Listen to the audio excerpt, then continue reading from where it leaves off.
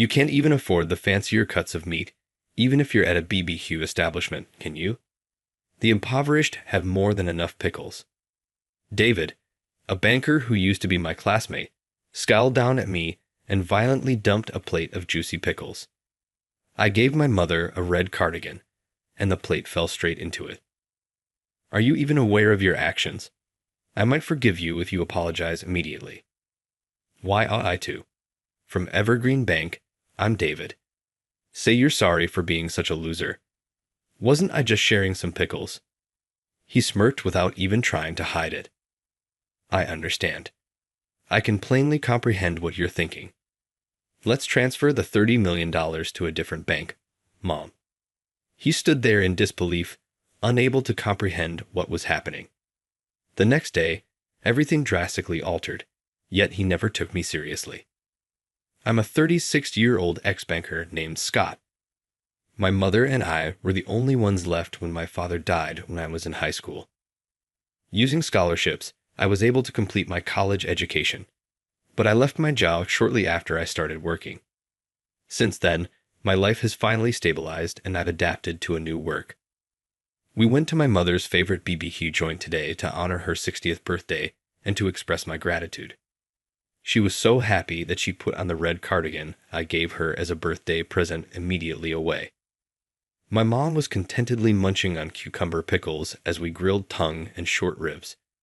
She grinned and continued, even though it was her special day and I wanted her to eat more of the meat she loves. Thank you, but these pickles from the barbecue place are my favorite. I'm also loving the meat, so don't worry.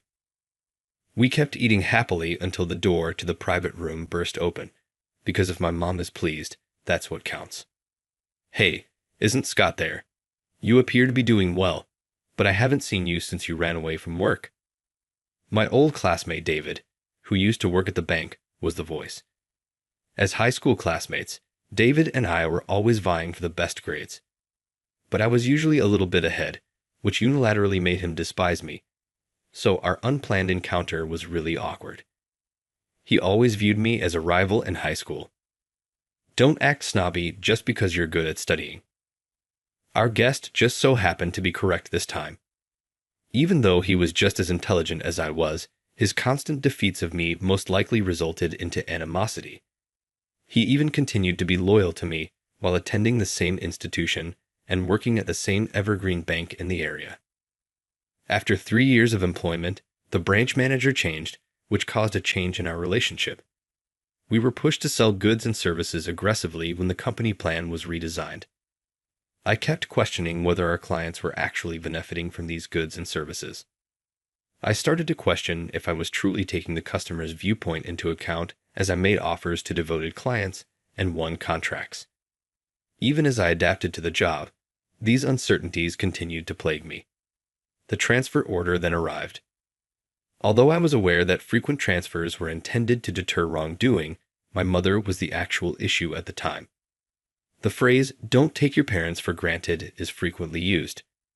Prior to receiving a major medical diagnosis, my mother had always been in good health.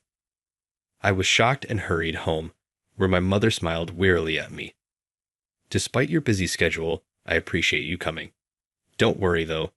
Surgery should guarantee that my life is not in risk because it was identified early enough." At first, I was relieved, but as our conversation progressed, I came to understand that things weren't as promising as they appeared. Despite the high success rate of the surgery, my mom would have to recuperate at home for a long period, which would make it hard for her to even handle everyday tasks, much less go shopping. She needed help getting to and from the hospital, and she would need urgent care if her condition deteriorated at home. To put it another way, someone would have to help my mom all day. It became evident after talking with my mom's primary care physician that daytime living alone would be difficult. After much consideration, I made the decision to leave the bank in light of my mom's predicament. Moving to a far-off place and leaving my mom alone was not an option, and I had been uncomfortable with the bank's regulations. My boss was sad when I resigned and made an effort to convince me to stay. My mom's health came first, even though I felt bad about leaving a location that had been kind to me. So I walked out of the bank. I haven't had any regrets about my choice in the past 3 years. However, it appeared to be the first time David believed he had defeated me. He approached my desk the day before I was to go, smirking as he said, "Lucky for you that your mom got sick just in time." His unexpected and cruel words shocked me. I was already tense with my mom's upcoming surgery. I couldn't understand how he could say something so cruel at a time like this, but he just watched my speechless reaction and started laughing disdainfully. "Don't make excuses. You just couldn't handle the bank's quotas and ran away because you couldn't cut it in sales, right? Is that all you came to say? Bad timing. I've got handover work to do, so please move aside." I managed to reply, holding back my anger. He scoffed and continued, "Being smart at school doesn't mean you can hack it in the real world. You've never faced failure before, so you were using your mom as an excuse to run away." Without the will to respond, I stayed silent. He got even more aggressive.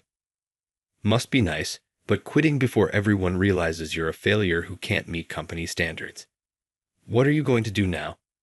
Hide at home with your mom?" "Yes, that's exactly what I'm going to do. I'm staying home to take care of my mom, and I won't be working outside anymore, so leave me alone." I lied hastily to get rid of him. He burst into laughter as if he'd heard the funniest joke, then announced loudly across the office, "Hey, hear that? SC is going to become a shut-in from now on. He's retiring from society to be a bum." In the past, his smirking face would have left me feeling bitter, but now I see it as my final liberation from this unwanted, inseparable relationship with him. I calmly continued preparing the handover documents. After that, my mom successfully underwent her surgery and recovered at home as planned.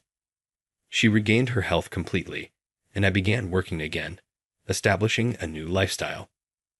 One day, we decided to celebrate her 60th birthday and her recovery at a barbecue restaurant, a special treat.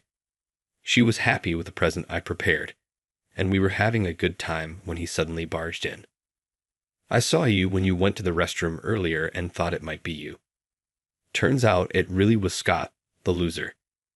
He smirked as he threw snide remarks at me, despite my mother being present. He barged into our private room to harass us, showing that his character hadn't changed a bit. "Today is my mom's 60th birthday. We're here to enjoy this as a family, so please." I tried to speak calmly, hoping to get him to leave, but seeing an opportunity to tease me, his eyes gleamed with mischief as he decided to stay. "Are you really eating pickles at a barbecue place? Isn't that just the appetizer?" "Oh, I get it.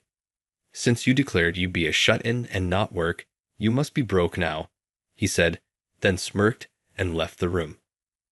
Relieved he'd given up, I was momentarily at ease until he returned to our private room. He began transferring cucumber pickles from his own plate to ours without permission. "You guys are really saving me here. I can't stand cheap taste like this." I was about to throw these pickles away, he said. "Hey, don't put things on our plates without asking." I protested, but he just looked down on us, grinning. "Be thankful you quit the bank and have no money, right? Even though you're at a barbecue place, you can afford the expensive meat, right?" "That's enough." I raised my voice, but he continued to look down on me condescendingly. "Since you can afford to pay for the meat, I figured I'd share the pickles. Pickles are more than enough for the poor." His voice filled with malice, mercilessly bombarding my mother and me. I really wanted to retaliate strongly, but I managed to restrain myself. Today is a special day, my mother's 60th birthday. If I let anger ruin this joyous occasion, it would only trouble my mother, who was enjoying herself until now. With that in mind, I quietly urged him to leave. "Can you please just leave now?" "Oh, I'm not running away today. Weren't you the one who quit the bank job crying because it was too tough? Looks like you should be the one to leave this restaurant, spineless." His taunting only made my blood boil, but causing a scene here would only trouble my mother. In the restaurant, I just ran into him today. David is someone I shouldn't even be meeting anymore. He's like a stone on the roadside, a traveler you pass by on a trip, never to see again. No matter how much he insults me, I just need to let it slide for now. If I don't respond, he'll get bored and leave soon.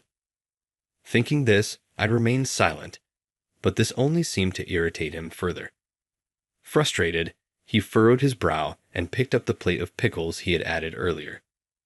Then he deliberately spilled the juicy pickles all over the plate, overturning it right onto the red cardigan I had gifted my mother. Yikes. Oops, sorry about that, ma'am. My hand slipped. He said, offering an insincere apology with a smirk as my mother's cardigan got drenched in pickle juice and cucumber slices. I quickly stood up to ask a server for a towel, but he grabbed a napkin from the table first. I'll wipe it off right away. Oh dear, my hands just slipped, he said, laughing loudly while crushing the cucumbers with a napkin. The smell of crushed cucumbers filled the private room, and a brand new cardigan was left stained. Oh, it was a gift for my mom's 60th birthday. Haha, sorry about that. Seems like I made it worse. He continued to laugh as if watching a funny skit, enjoying my mother's distress. At that moment, my anger shook me to the core. I could ignore whatever was said to me, but I couldn't forgive him for troubling my mother. David, are you still working at Evergreen Bank at the same branch as before? Yes, that's right. Unlike when you left, I'm about to be the branch manager. I'm the top rising star, an elite among our peers now, different from someone who quit halfway through.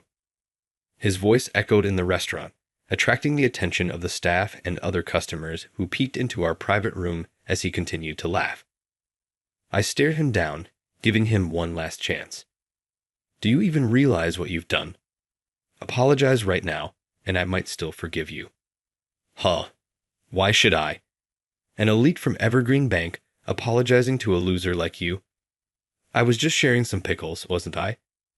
As he said this, he pointed at the pickle-stained cardigan and didn't even try to hide his smirk. I see. I understand your thoughts clearly, Mom. Let's move the $30 million to another bank. He stood there dumbfounded, unable to grasp the situation. Meanwhile, my mother looked confused at my words. What's going on? You've always wanted to repay your gratitude by dealing only with Evergreen Bank because you were working there after graduation. But a person from Evergreen Bank has insulted you and me. I kept my anger in check, but it seemed my irritation was evident to both my mother and him. I continued staring at his stiffened face. Listen, David, we both have social standings, and we're not kids anymore. If you dare insult us like this in public, you must be prepared for the consequences. So what? He responded brusquely, showing no intention of apology. I sighed deeply and said firmly, I'm done dealing with you. I've decided to transfer the $30 million we have at Evergreen Bank somewhere else. After this, you'll probably understand what kind of a mess you've really caused. What are you talking about? You're saying you have $30 million in deposits. That's not even a good joke. Go ahead and cancel it if you can. It seemed that he still didn't believe I had a $30 million deposit at the bank. It's embarrassing that you'd lie like that. Don't come crying to me when you regret it. If you can withdraw $30 million from our bank, I'll applaud you, but that's impossible for a shut and poor like you. We'll see who regrets it. I've only told the truth. Look forward to what happens tomorrow. With that, I left him sitting there as I got up from the table. As we paid and left the restaurant, he continued to mock us. Do you really think I'd believe such a pathetic bluff? I'm looking forward to seeing what happens to you guys. Ignoring his continued taunts, we headed home from the barbecue restaurant. He thought it was all a lie and didn't take it seriously. But the next day, everything changed. I heard from a former colleague that the Evergreen Bank was flooded with calls right after they opened the next day. Some people even went directly to the bank to inquire, and the staff was overwhelmed with responses. David, who had arrived at work as usual, was summoned by the furious manager. James, what's all this commotion about today? Did something happen? What have you done? James, usually calm, yelled as if he had lost control of himself. Vins stood out on his forehead, taken aback by the intensity. David apologized while trying to understand the situation. The phone lines are almost crashing because of the inquiries about what you did at the barbecue restaurant yesterday. What I did. Go out for barbecue yesterday. Confused, he wiped the sweat off his forehead. Then James showed him a video on his phone. It seems you caused a disturbance at the barbecue restaurant yesterday. There's a video of it online now, and it's causing a huge problem. The video is online. He grabbed the phone and focused intently on the small screen. The video showed the exchange between him and me from the previous day. Why is there a video of this? I don't know anything about it, but that's you, James said, his voice filled with disbelief. And the video. David calling someone poor and mocking them. What were you thinking? James's words made him spit in defiance. I just ran into an old friend by chance and got carried away joking around. Is it wrong to eat barbecue? And why is this video spreading? The fuss was so great that a customer at the restaurant recorded everything, then posted it online as a scandal involving a bank employee. At Chain's words, he began to tremble, turning pale. The video had already been viewed over 1 million times, and deleting it now wouldn't suppress the issue. My elite life is over. How can I solve this problem? Your elite life is over. That doesn't matter. What you did is a major issue, but the person you insulted was none other than. As they were talking, other bank employees came to call James and him. My mother and I had just arrived at the bank, as I had declared the day before. I was there to close the account and withdraw the $30 million. However, the counter staff informed me that such a large transaction couldn't be processed there and asked us to come to a private room where James would join us. The bank employee who guided us knew about yesterday's incident, so they decided to have him join the discussion too. David, who rushed in with James, began sweating profusely the moment he saw my mother and me. When James heard from the bank employee that I intended to withdraw the entire $30 million and close the account, he tried his best to persuade me to reconsider. Please reconsider. Can you at least tell us why? The reason? He knew it well. Yesterday, when I told him I would close the account, he readily agreed. He must have remembered his defiant words. He looked around uneasily and then took a few steps towards me to speak, but before he could say anything, James dropped a bombshell. What have you done angering our top client like this? This is irreversible. Scott is a top client. That must be some mistake. He's a quitter who left this bank halfway through, James said. You're making a terrible mistake, James.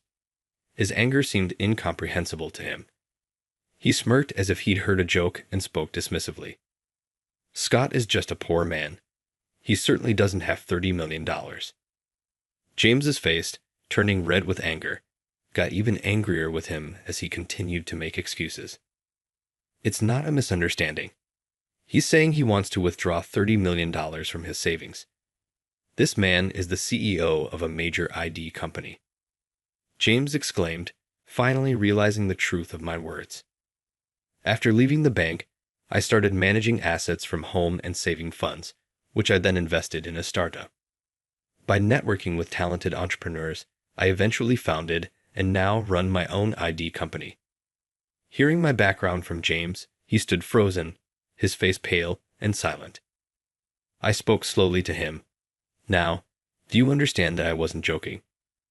I can trust a bank where people like you work, but I didn't know. I'll apologize if you want. Just please don't withdraw your money from the bank. He was still condescending, disappointing not just me, but also others. James, who had witnessed everything, looked at him with disdain and anger. I thought you were a competent banker. What a disappointment. As you heard, ridiculing a customer and showing no remorse questions your integrity.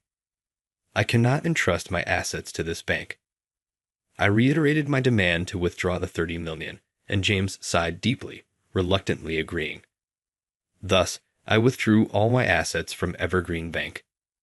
He resisted to the end, shouting, "How can someone like you, who ran away from a tough job, succeed enough to have $30 million? Aren't you just a coward?" But I just shook my head calmly. Why do you criticize leaving so much? Assessing the situation and choosing a different path is not something to be ashamed of. But you abandoned your job and lost to me. Leaving from the workplace is proof of no responsibility. It seemed that being a banker was the only thing he could boast about as a victory over me. Hearing him insist, I felt pity rather than anger. It's great to work hard with responsibility, but no one wants to live with regrets by suppressing what they truly want to do. I recalled the day I decided to resign, faced with a promotion to a distant location and my mother's surgery, followed by difficult home care. When these two futures were presented to me, I chose my mother's health. There are people who will follow the path you aspire to, and there are those who will live like me. Everyone should choose the life that suits them best. You have to decide your own life. How is that different from being selfish? I work hard. I am going to be the most successful person in this bank. I am great. He kept repeating his argument, almost screaming by the end. When someone's thoughts become so rigid, advice from others no longer reaches them. I left the bank feeling sorry. A branch of Evergreen Bank closed down. Months later, I was driving my mother to the hospital. Her illness had fully improved, and now she only needed regular checkups, which was a relief. On the way to the hospital, we passed the location where Evergreen Bank once stood. The grand building had been demolished, leaving a clean slate. That David person was your classmate, wasn't he? My mother asked. I'm sorry.